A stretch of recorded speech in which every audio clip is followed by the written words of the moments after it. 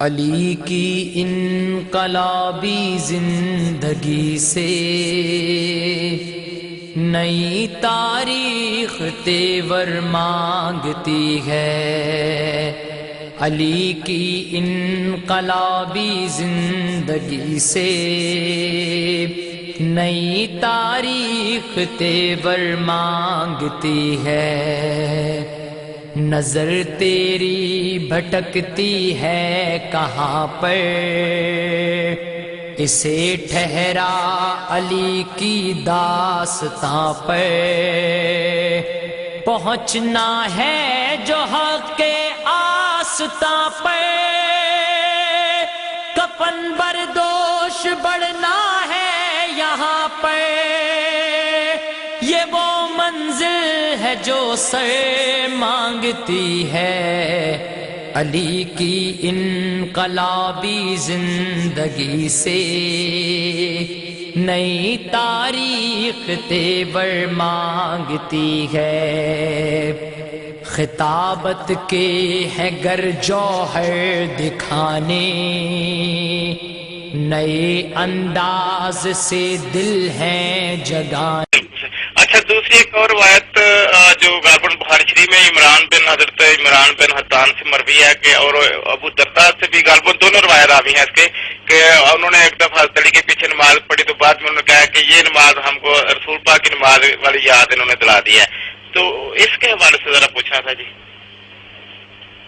نہیں، یہ عمران بن حطان کی روایت نہیں، عمران بن حطان تو بعد کا راوی ہے، خارجی ہے اور بڑا پکا، اور حضرت علیہ السلام پر لعنت کرتا تھا نماز کے بعد، مگر بہرحال ہے تو سچا وہ عقیدہ اس کا اپنا، اس کی روایت نہیں ہے۔ یہ صحابی رسول جو ہے نا عمران بن حسین سعد کے ساتھ، اچھا، ان کی روایت ہے۔ وہ جب آپ نے جنگ جمل کے بعد بصرہ میں نماز پڑھائی تو عمران بن حسین نکلے، ساتھ ایک اور آدمی تھا، ابو درداء ہی تھے۔ ابو درداء تو حضرت عثمان رضی کے زمانہ میں فوت ہو گئے تھے نا، تو اس نے پھر کہا حضرت عمران نے اپنے ساتھی سے کہ اس شخص نے آج ہمیں وہ نماز پڑھائی ہے جس کو ہم بھول گئے تھے یا اس کو چھوڑ دیا تھا، جو اللہ کے رسول کی نماز۔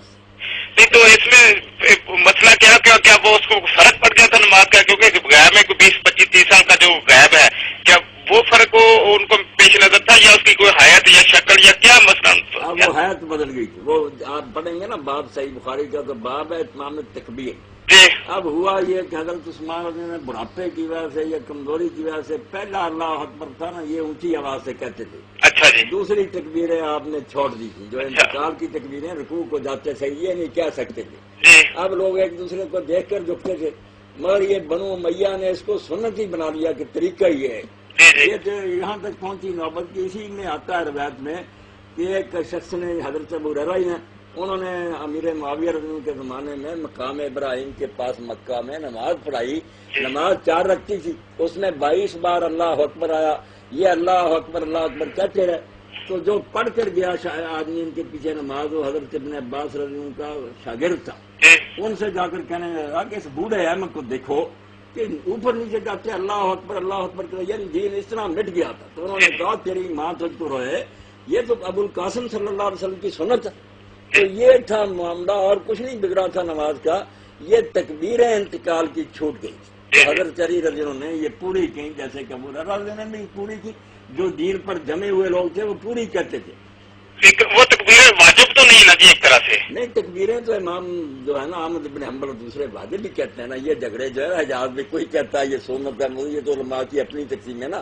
امام احمد کے نزدیک یہ تکبیریں جو ہے آنے جانے کے اوپر نیچے یہ واجب ہیں۔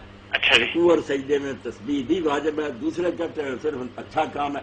یہ جو ہے علماء کی اپنی اس طرح ہے۔ بات تو یہ ہے کہ تکبیریں تو رسول اللہ کہتے تھے۔ اسی کو عمران بن حسین نے کہا یار آج اس شخص نے ہمیں پھر وہ نماز پڑھائی جو ہم یا بھول گئے تھے یا چھوڑ بیٹھے تھے، تکبیریں چھوٹ گئی۔ لیکن دوسرا سوال تو یہ ہے جی، حضرت عثمان اب اتنے بھی بوڑھے نہیں ہو گئے تھے کہ وہ ایک آواز کے ساتھ تکبیر نہ بول سکے؟ نہیں، بوڑھے تو ہو گئے تھے، آپ جانتے نا تو نہیں، اگر جو کبھی حکومت کر رہے ہیں۔ نہیں، حکومت تو کرا آپ کے علم میں نہ کہ اور یہ ہے کہ جو محدثین رکھے نا ان کو بیمار بھی نہیں ثابت کرتے۔ نہیں، حضرت عثمان رضی کے پاس جب حکومت ہے 70 سے اوپر تو اس وقت عمر ٹھیک ہے، کہتے ہیں کہ 86 سال کی عمر میں شہید ہوئے، کوئی 90 سے بھی اوپر کہتے ہیں، بوڑھے ہو چکے۔ چلو ٹھیک ہے جی، بڑی مہربانی کی اللہ خیر. السلام علیکم بات یہی تھی تکبیریں چھوٹ گئی. جی ٹھیک ہے جی، بڑی مہربانی جی، السلام علیکم. مٹا دے جو ادائے کافرانہ، گرا دے جو در جہل زمانہ، خرد کو دے دے صبح فاتحانہ،